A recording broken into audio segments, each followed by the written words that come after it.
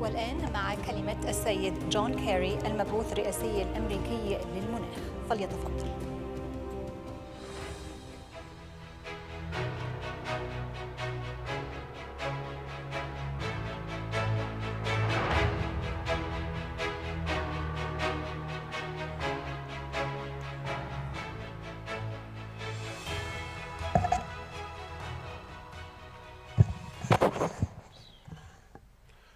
Mr. President, fellow ministers, distinguished guests, to all of you who have come here for a very serious conversation, it's my great privilege to be able to share a few words with you. And I bring the profoundly offered greetings of President Biden. I bring, I hope, the goodwill of the United States of America, particularly with respect to the responsibilities to address this particular challenge. And I also bring a message from the President of Peace. Assalamu alaikum. I listened very carefully to each of the speeches thus far, and I don't disagree with anything that's been said. I particularly agree with Amina about the responsibilities. But let me take a moment, if I may, to try to put this challenge in a perspective. I've been listening to the speeches and attending the conferences since the 1980s, and was at the first Rio conference and Kyoto and many others. And having had the privilege of negotiating Paris for the United States and negotiating Glasgow for the United States, I want to share with you that it's important for us, because not enough people are doing this, to really focus in on the science and focus in on why we're here, why we're talking about this. 20 countries equal 80% of all the emissions. 48 countries in sub-Saharan Africa altogether equals 0.55% of emissions. So you have to begin by framing this in its genuine presentation as a problem. President Kennedy famously said that all of the problems of the planet are created by human beings. Most of the problems of the planet are created by human beings, and therefore they're subject to being solved by human beings. And this is indeed a preeminent example of that. We're not here because of politics, we're not here because of ideology, we're not here even because of global strategic interests, though there are plenty of those. But that's not why we're here on this issue. We're here because the science, mathematics and physics, and a certain amount of chemistry and biology are screaming at us to accept responsibility for the ways in which we have decided to live, the way in which we've decided to propel our automobiles and to fly our airplanes and to heat our homes and to light buildings like this one. That's the problem. It is really not that complicated, nor even should be the solution. And it's particularly important that as we approach Sharm el-Sheikh in 60 days, here in Egypt, often referred to as the mother of the world, al-Dunya. This is therefore a place where Sharm el-Sheikh can maybe help bring us to our senses and help to provide the energy that we need to get this done. Look around the world, folks. You can walk across the Rhine River in Germany right now. Every river in Europe is smaller. But 18 countries in the African continent represent the most vulnerable countries in the world to climate crisis. A drought continues here in China, in the United States, in countries all around the world.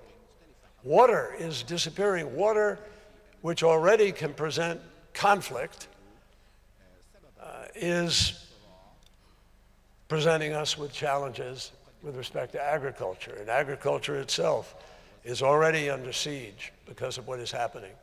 I talked to one of our best scientists from the IPCC, and I said, what worries you the most about the evidence of science today? And he said, the fact that we may be passing tipping points, the tipping point of the Arctic, the tipping point of the Antarctic, the tipping point of coral reefs.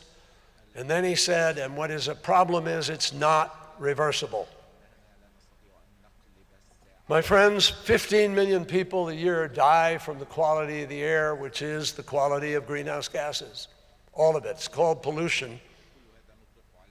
And we used to clean up pollution, or try to. So the issue is, we are faced with facts. The facts of what are happening, and the fact also of what is not happening.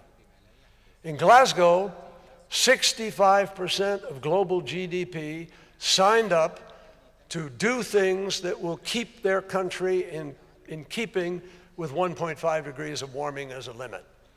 And Fatih Birol of the International Energy Agency told us, if every country fulfills its promises, we would actually be holding the Earth's temperature increase to 1.8 degrees by 2050. That's the course we could be on.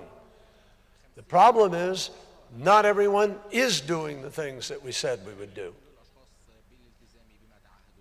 So you have 65% of global GDP on a track to keep 1.5 degrees. That means you have 35% that is not on track. And all you have to do is look at the 20 countries that are 80% of the problem. We're the second largest emitter, 10% or so right now. China is the first largest emitter, 30% of all emissions.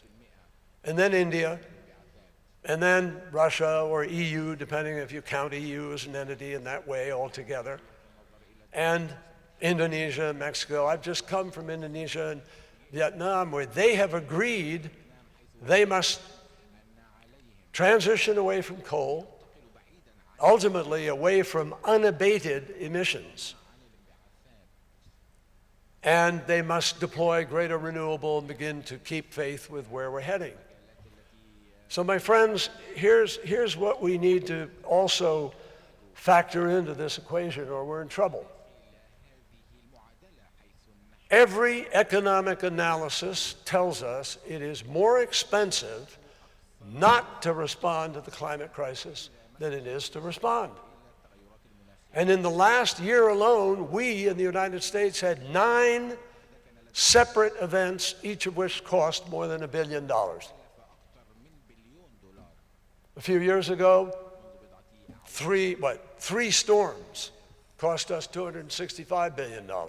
And this is true all around the planet. Everybody's paying the price of not responding enough. So let me just say a few words then about the frame of what do we do about this. Well, all of those studies also say to us, it will cost us for this transition somewhere between $2.5, $3 to $4.5 trillion a year for the next 30 years. Last year, we summoned about $755 billion of venture capital and other funds that went into this effort. It's not enough. So the purpose of this meeting and the subject of this and every other discussion really ought to be, how are we going to finance this? Now, we can finance this. Our economy is a $21 trillion economy. And I'll be very candid with you and may get in trouble at home. We should be doing more. We should be putting out more of a percentage of GDP, but you see our politics right now and you understand the problems. But the fact is that those 20 countries that are the largest economies have got to start to move more authoritatively to help make this happen. And that means that we need to help other countries to be able to make the transition too. Though it is far more important for those 20 countries to be making that transition at a more rapid pace, because the scientists have told us in 2018, you all, everybody in positions of responsibility, you have 12 years within which to make the key decisions to avoid the worst consequences of the climate crisis. Note, to avoid the worst consequences, not to avert the crisis. We lost 4 of those years because of the president of our country who pulled out of the Paris Agreement and didn't put any money into the budget to fill our obligation to $100 billion. So President Biden has come in, he's doubled that money, then he quadrupled the money. We now have $11.4 billion in the budget, and we will hit the number in the year that he promised, which is next year, but we're almost at 90-something billion this year. But I got news for you folks. $100 billion is a pittance, tiny, compared to those trillions that I just talked about. Now, no government in the world has enough money to effect that transition. So how do we do it? We have to bring the private sector to the table. We have to give the private sector the pathway by which we have bankable agreements, bankable deals, that then provide a revenue stream so you can finance much of this transition in the marketplace. Now, not all of it can be done that way. We can finance. People will make a lot of money. I went out to California the other day to look and see where we are with respect to technology and the ability to be able to do the green hydrogen or have direct air carbon capture or battery storage that lasts longer and so forth. All doable, they will happen. I have absolutely zero doubt that the world will get to a zero carbon, no carbon, low carbon economy. I just do not yet have the conviction we're going to get there in time to avoid the worst consequences of the crisis. So that's our charge, Mr. President, to find a way to excite that private capital through tax incentives, production tax credit, investment tax credit, through pathways of blended finance like Mark Carney and others among us have been working on in these last few years, where we do de-risk to a degree, but we also bring philanthropy and bring the multilateral development banks. And we actually, what we ought to be doing, and Janet Yellen has suggested this, we need a remake of the Bretton Woods Agreement, so we're meeting modern times, raising the amounts, the thresholds of what these banks can put into this effort, and exciting that capital to move in that direction. And I got news for you, no question in my mind. Bill Gates is investing $500 million of his own money in a new nuclear plant and other forms of new energy. Lots of private venture capital money is moving towards this because whoever discovers battery storage that lasts for a week or 2 weeks is going to be a game changer for all of us.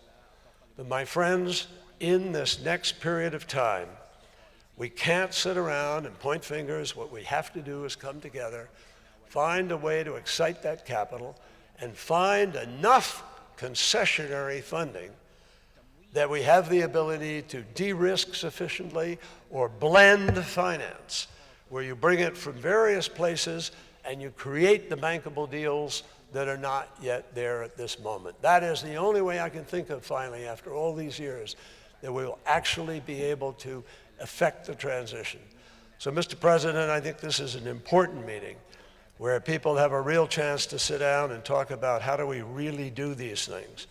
How do we make this happen? I say to all the business people here, it is not often you can sit in your boardroom or have a conversation with other CEOs where you actually get to make decisions that could have as profound an impact on humankind, on the planet, as we will have, hopefully, over these next months. That is a unique moment. And I hope, for the sake of our children and children's children and our responsibility to history and our responsibility to now, that we're going to get smart and get serious. No more business as usual. Let's get the job done. Thank you very much.